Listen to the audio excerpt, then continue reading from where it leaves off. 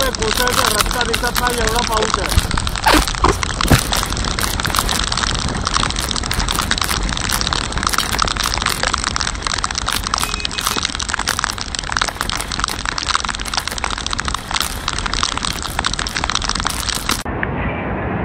नमस्कार. या महिन्यातली कदाचित पहिलीच राईड असेल आणि आहे ते कळंबोलीला. कळंबोलीला फ्युएल ब्रेक घेतला आहे. वाजले आहेत ते 10:20 आणि एक छोटासा ब्रेक पण घेतला. नाश्ता करायचा आहे, म्हणजे नाश्ता केलेला नाही आहे, चहा फक्त पिऊन घरातून निघालेलो आहे 9:30 वाजता. तर आत्ता जायचं आहे ते जवळपास 200 किलोमीटर दूर मुंबईपासून कोकणामध्ये जायचं आहे. तो माझा फेवरेट तो कोकणच आहे. तर कोकणाची फेरी आहे आणि वन डे ट्रिप आहे. तर तुम्हाला मी नंतर सांगेन की वन डे ट्रिप काय आहे. मे बी नेक्स्ट ब्रेकपर्यंत तुम्हाला माहीत पडलेलं असेल. आणि मोठं ब्लॉग नाही आहे, जरी सेटअप असेल तरी मोठं ब्लॉग नाही आहे. बघू कसं काय होतं आहे.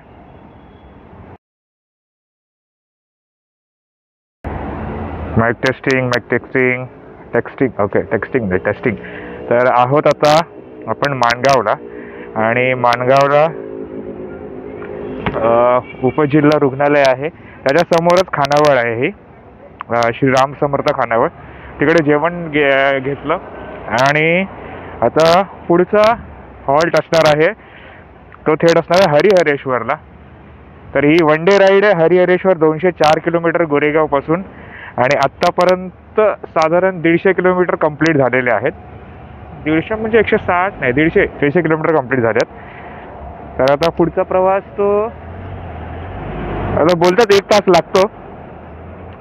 ब्रेक पकडून आणि सर्व पकडून साधारण 3 तासामध्ये माणगावला पोहोचतो. म्हणजे एक फ्युएल ब्रेक, सुसू ब्रेक आणि हवा भरायचा ब्रेक असा मिळून एक, आणि जेवणाचा ब्रेक पडून 3 तास झालेत. तर 3 तासानंतर मग आता डायरेक्टली हरिहरेश्वरला भेटू. चलो बाय.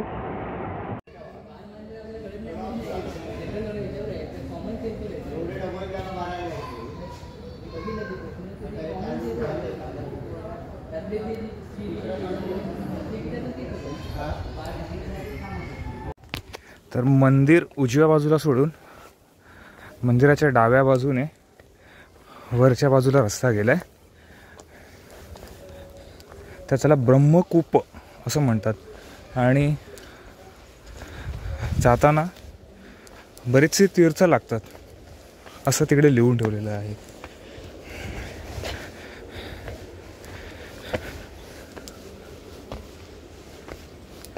तर मी विचारलं चप्पल घालून जाऊ शकतो का, बरंच काय अरे घालून जाऊ शकतो, असं काय प्रॉब्लेम नाही.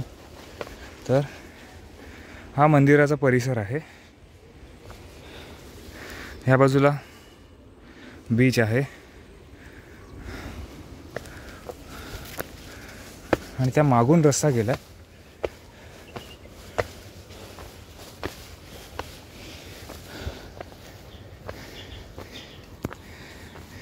तर मग त्या स्पॉटला ब्रह्मकुपा म्हणतात. तिथपर्यंत पालखी घेऊन जातात आणि तिकडनं परत घेऊन येतात. आणि हा त्या पालखीचा किंवा तो एक उत्सव आहे जो पौर्णिमेपर्यंत चालतो.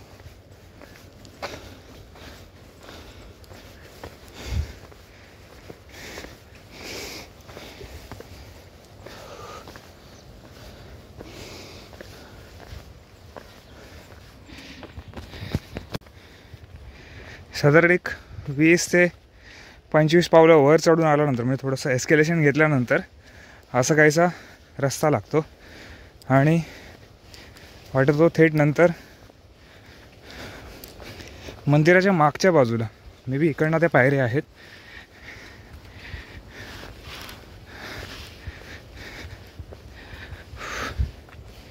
ब्रह्मकूप. हा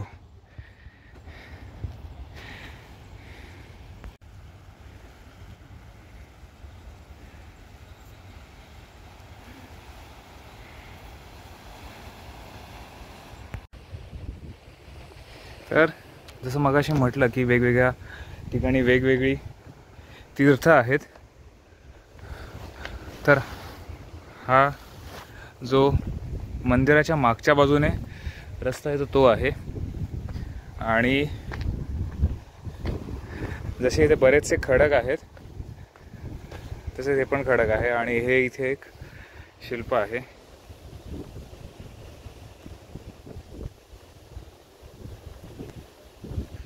जाताना विचारलं की चप्पल घालून जाऊ शकतो, तर चप्पल घालून जाऊ शकतो म्हणून सांगितलं. म्हणून शूज घातले, रायडिंग गिअर तसेच अंगावर ठेवलेत. घामाच्या धारा अंगावरती नुसत्या वाहत आहेत. तर फक्त कुठे चुकून माखून पाय लागू नये कुठल्याही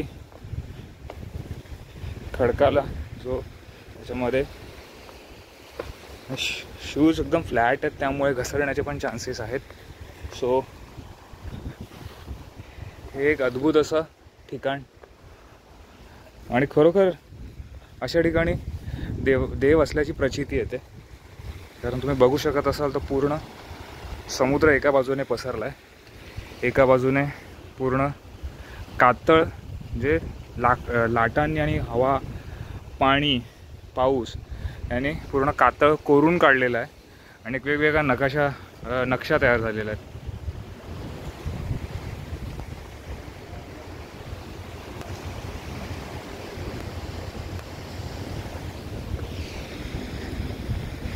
बऱ्याचशा चित्रपटांच्या पण इथे शूटिंग झालेल्या आहेत.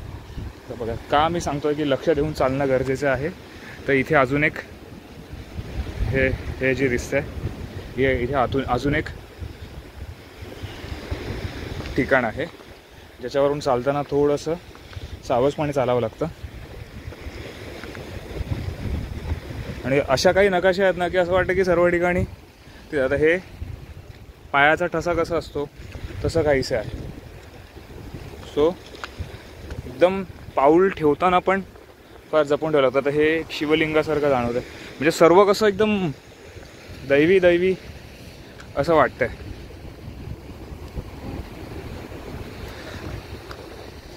असं वाटतंय की जे कातळ शिल्प कशी असतात तसं प्रत्येक ठिकाणी जाणवतंय.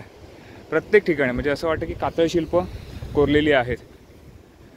इकडे जिकडे आम्ही प्रसाद घेतला, लाडू प्रसाद घेतला, तर तिकडे त्या काकांनी सांगितलं की बाबा तुम्ही पाण्यामध्ये उतरू नका.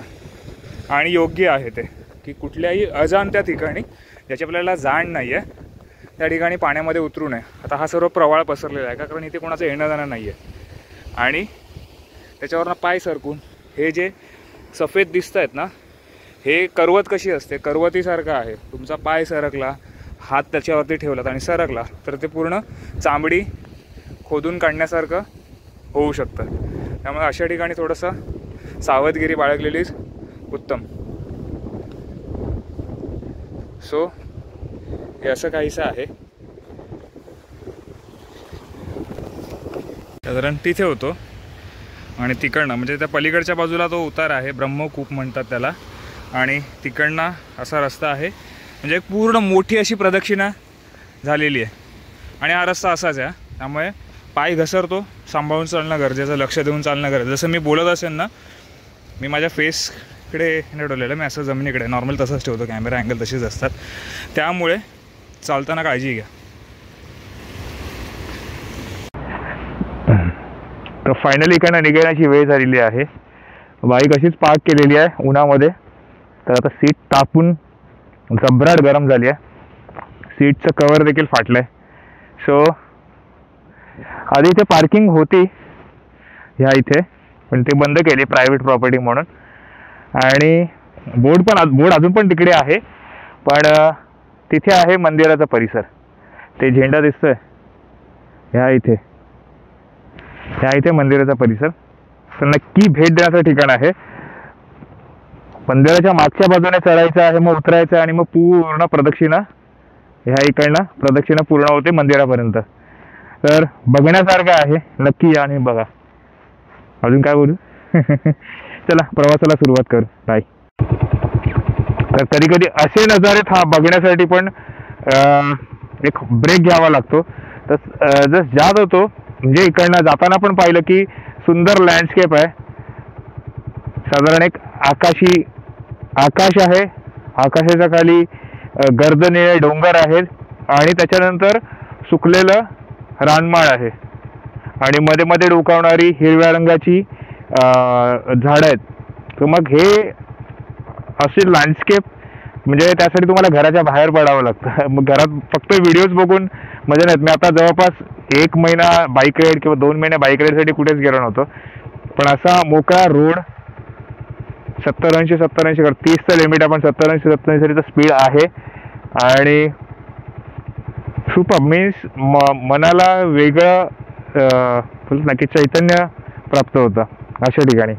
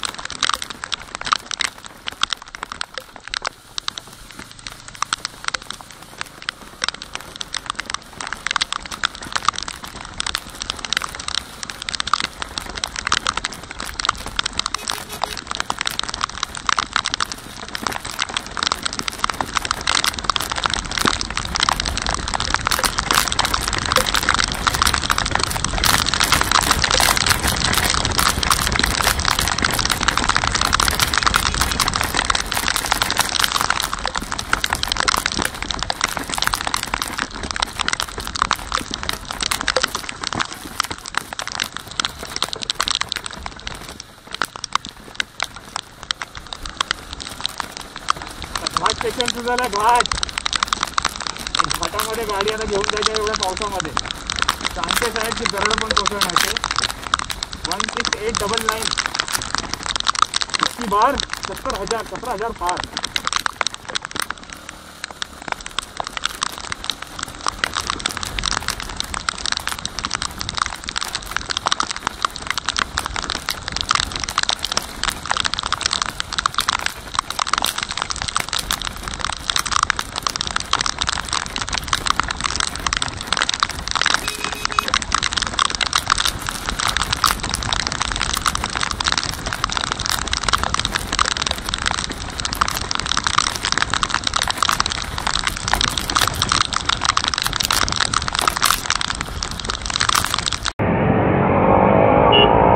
तर पावसाने जे झोडपलंय पावसाने मॉन्सून राईडची पूर्ण कसार भरून काढले पावसाने. म्हणजे आता पण सुरू होतोय म्हणा.